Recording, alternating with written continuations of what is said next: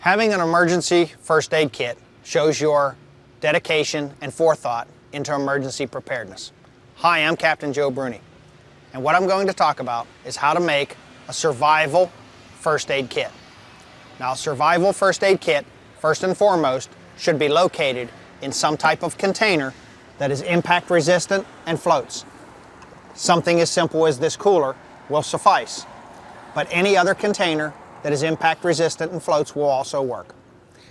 Included first in the emergency survival first aid kit would be your typical bandages, gauze that would be needed during bleeding situations. Along with the gauze and the bandages, you might want to include medications such as aspirin, acetaminophen, hydrocortisone cream, or other ointments that could be beneficial in a survival situation or emergency situation.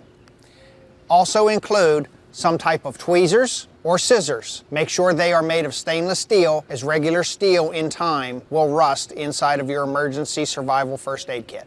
Other than the items just mentioned, you can also include some type of pictograph chart or first aid booklet that will aid whoever is going to use the kit in emergency first aid procedures.